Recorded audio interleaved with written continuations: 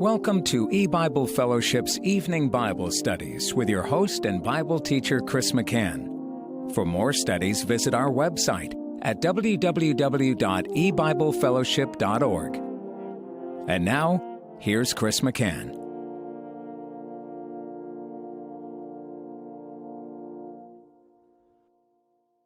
Good evening and welcome to E-Bible Fellowship's Bible study in the book of Genesis. Tonight is study number 2 in Genesis chapter 36, and we'll be reading from verse 1. Now these are the generations of Esau, who is Edom. Esau took his wives of the daughters of Canaan, Adah, the daughter of Elon the Hittite, and Aholibamah, the daughter of Anna, the daughter of Zibeon the Hivite, and Bashemath, Ishmael's daughter, sister of Nebajoth. And Adah bare to Esau Eliphaz, and Bashemath bare Reuel, and Aholibamah bare Jeush, and Jalem, and Korah. These are the sons of Esau, which were born unto him in the land of Canaan. And we'll stop there. Okay, well, last time we were looking at the account where Esau married women of the land of Canaan. And that's what Genesis 36:2 tells us. Esau took his wives of the daughters of Canaan. And then we're told of these women and the children they bore him. But this can be traced back to Genesis chapter 26. Genesis 26 and the last couple of verses 34 and 35, where we read, And Esau was 40 years old when he took to wife Judith, the daughter of Beeri the Hittite, and Bashemath, the daughter of Elon the Hittite, which were a grief of mine unto Isaac and to Rebekah. And we discussed how troubling it must have been, because there's a biblical principle that God has established all the way back. We could read about it in the time before the flood, so thousands of years earlier. It was made known, and that would have been handed down through the godly line of believers. And even with Isaac himself, he came to marry Rebekah because we could say his father Abraham did things the right way, and so did Isaac. Isaac, Esau shows us, teaches us, if a man gets it in his mind that he wants to do something, he'll do it. He'll do it, or he can certainly do it, even if it displeases his parents. And Isaac could have done that. He could have looked around and seen an attractive woman, one that he got along well with, of the daughters of the land, and he could have gone to his father and said, I want to marry this girl. But no, we don't read anything like that. Nothing like that. And when Sarah died in 2030 BC, Isaac was 37 years old. He was a full-grown man. And it would not be until he was 40 when the servant came back with Rebekah, or, the whole sending of the servant and that whole journey until he got back. So it was 3 years after his mother had died. And he's a 40-year-old man, but he waited. He waited on the Lord, and the Lord worked it out in his timetable according to his program. The Lord provided a wife for Isaac to comfort him in the grief of his mother. And that's how God's people were called upon by God, obligated, really, duty-bound to conduct themselves in relationship to the whole matter of matrimony and finding a mate. God will provide, like everything, and yet Esau did not. He did not certainly follow the counsel of his parents or the counsel of God, but he went and he took to wife these daughters of the land of Canaan, these daughters of Hittite men. And when we look at the context of Genesis 26, we have to keep in mind the previous chapter in Genesis 25 is where we read, beginning in verse 29, and Jacob sawed pottage, and Esau came from the field, and he was faint. And Esau said to Jacob, feed me, I pray thee, with that same red pottage, for I am faint. Therefore was his name called Edom. And Edom is this word that identifies with Adam. It's the same word, apart from the vowel pointing, and man.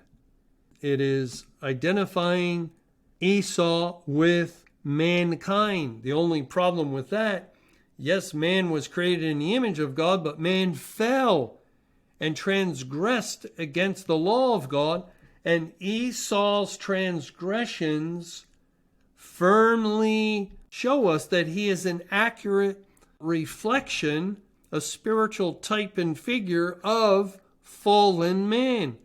As fallen man has rebelled against God, that's Esau's nature. He's not a faithful man. He is an unfaithful man. He is not one to keep commandments, but to break them. And so with this account in Genesis 25, when he's faint and he desires some of the red pottage that his brother Jacob is cooking. And then in verse 31 we read, and Jacob said, sell me this day thy birthright. Now the birthright has to do with the fact that Esau was firstborn. He's the first one to come out of the womb. And Jacob had a hold of his heel, but he came out second. And it must have been maybe a little troubling to Jacob that to think, and maybe to any twin, especially at that time, the right of the firstborn is such a huge benefit and blessing to have the birthright in the family. And here you realize that you're not the firstborn, but you could understand if your brother had been born 2 years earlier or a year earlier. Yeah, he's obviously clearly the firstborn. But when your brother is born 2 minutes earlier than you, or a minute earlier, then you have to think about that. And apparently Jacob was thinking about that, and he wanted that right of the firstborn. He was so close to obtaining it in birth itself, but it was not to be, so he would get it another way. And then we read in verse 32, and Esau said, behold, I am at the point to die, and what profit shall this birthright do to me? And Jacob said, swear to me this day. And he sware unto him, and he sold his birthright unto Jacob. Then Jacob gave Esau bread and pottage of lentils, and he did eat and drink, and rose up, and went his way. Thus Esau despised his birthright. And that's exactly what he did. He despised it. He belittled it. What we can almost imagine from Esau's point of view, it's a joke. It's a joke. Esau who wants what he wants, and he's hungry, very hungry, and the soup looks so good, and so I want present satisfaction. I want that lentil soup and this thing of the birthright. It ties in with blessings of God, and who knows if there's even a God. So what good will it do me? Sure, I'll make this deal. And yet, God was, of course, seeing, all knowing, and he saw that the birthright was despised. And then the next thing we know, the same young man, Esau, is 40 years old, and the same pattern of behavior. He takes the wife Judith and Bashemath, and you don't just go grab a girl or two girls, in this case, by the hand and say, come be my wife. It takes time.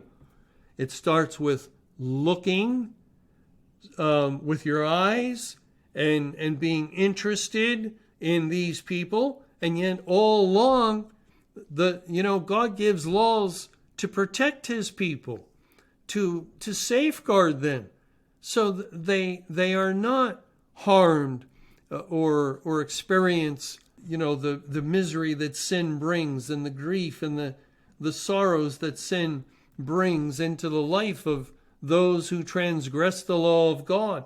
So the law is a safeguard to protect the people of God. And God gave laws. No, you're not to marry the daughters of the land, which should have meant don't even get started. Don't get involved in that temptation. Don't look out to them and see their beauty and get to know them, which apparently Esau disregarded all of this. And again, this would have been part of the parents' instruction. Son, the Lord will provide a mate for you. The Lord will provide, just as he provided for me. Look at me, Isaac could have said, when I got married at 40, and yet it was done the proper way. It was done the proper way, and the Lord has blessed us. He's blessed us with you and your brother, and he's blessed us with abundance of wealth and riches. The Lord has blessed us in many ways, especially spiritually. Isaac could have told them also of his own birth to his own parents, and there would be the gospel, wouldn't it? As Abraham would have his only begotten son through Sarah. And remember the plunging of the knife and how Abraham accounted that God would raise him from the dead. There's the gospel. The gospel was preached unto them, we're told in Hebrews, as well as unto us. They heard the gospel, and Esau heard the gospel, no doubt, and despised it. The despising of the birthright was just an indicator of a deeper problem in the heart, that there was no regeneration. There was no spiritual life. And so the law of God is as meaningless as the birthright to him. And what's the harm in just looking at some of the young ladies that are in the area? And that's where it starts. And next thing you know, he's visiting and he gets to know them. He's very drawn to them, attracted to them. And this is happening over weeks and months. And he's probably trying to work up the courage to go to his parents and tell them he wants to marry them. But it eventually happens. It happens. He set himself up for this sin. And it's a major point in his life. A major downfall is about to happen when he's 40 years old. He took to wife Judith, the daughter of Beeri, and Bashemath, the daughter of Elon. Okay, so now we know he represents mankind and sinful mankind, those who are not saved. And we know he is tested. The number 40 points to testing. The first 40 years of his life, he did not take this step at least. But now when he's 40, he breaks the law of God concerning going in to the daughters of men and being unequally yoked. And we can know the year. It was the year 1967 BC. 1967 BC, because, God gives the whole biblical calendar of history. Isaac was born in 2067 BC. He was married at age 40 in 2027 BC. And Isaac and Rebekah had twin sons when he was 60 years old in 2007 BC. That's when Jacob and Esau are born, 2007 BC, and 40 years later, 1967 BC. Very exact date that we can understand and know. And again, it's unusual that God gives us ages of the ungodly, of the unsaved. He gives us the age of Ishmael when Ishmael dies at 137. But again, it's a little out of the ordinary. It's not like Sarah. In the case of Sarah, we know that she died at 127 years of age, and that is the only recorded death age for a woman in the Bible. So that just really stands out because of that. So it's not that God does not give any death age or age of those who are ungodly, but it's rare. It's much more common. He gives us the ages of Moses and the age of Joseph when he dies, and the age of this person and that person. It is true with the kings of Israel and Judah that God gives ages when they began to reign, how long they reign, so we can determine how old they were in many cases. But again, the Lord is emphasizing that Esau's 40, which would obviously mean so is Jacob.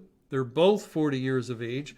Now, what happens in the next chapter, chapter 26, where we're told Esau is 40, is in between. Chapter 25, he despised the birthright.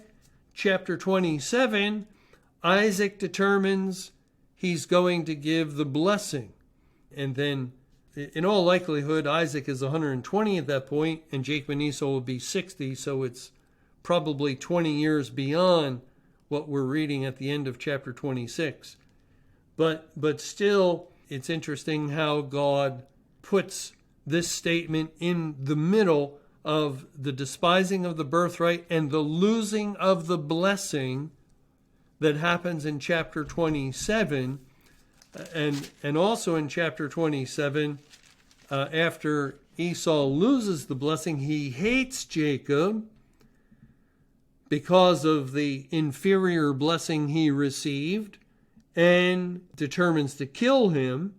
And so his mother goes to her husband Isaac and pleads with him to send Jacob away to find a wife. And that's what we read in verse 43 of Genesis 27. Now therefore, my son, obey my voice, and arise, flee thou to Laban, my brother, to Haran, and tarry with him a few days, until thy brother's fury turn away, until thy brother's anger turn away from thee, and he forget that which thou hast done to him. Then I will send and fetch thee from thence. Why should I be deprived also of you both in one day? And Rebekah said to Isaac, I am weary of my life because of the daughters of Heth. If Jacob take a wife of the daughters of Heth, such as these which are the daughters of the land, what good shall my life do me? And they had already experienced the grief of mind with Esau. It would have just been compounded terribly if Jacob as well had married one of the daughters of the land, one of the daughters of the children of Heth.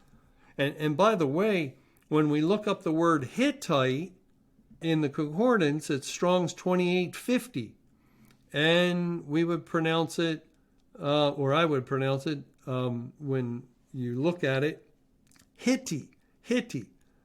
It comes from another word, 2845, which is the word that's translated Heth.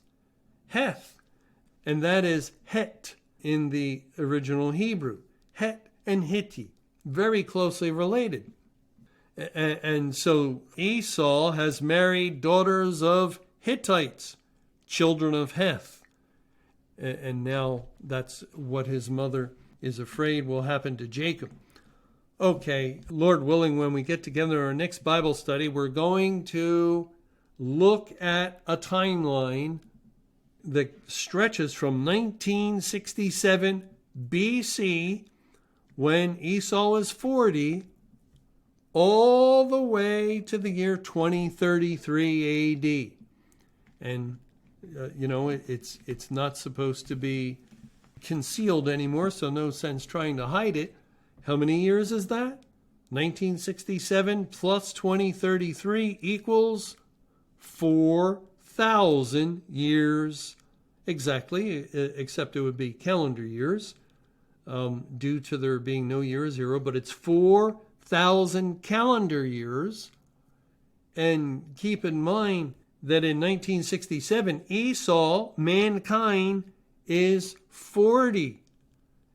And when we go from there to the date that much biblical evidence is pointing to the end of the world, 4,000. Well, 40 is within 4,000. It's the number 4 and multiples of 10. 4 times 10 is 40. 4 times multiples of 10 is 4,000. And so they're definitely related. Well, what could God have in view with that? That's something we'll look at, Lord willing, when we get together in our next E-Bible Fellowship Bible study. Thank you for joining us for E-Bible Fellowship's Evening Bible Studies with your host and Bible teacher, Chris McCann. For more studies and information, visit our website at www.ebiblefellowship.org. Until our next Bible study, may the Lord's perfect will be done.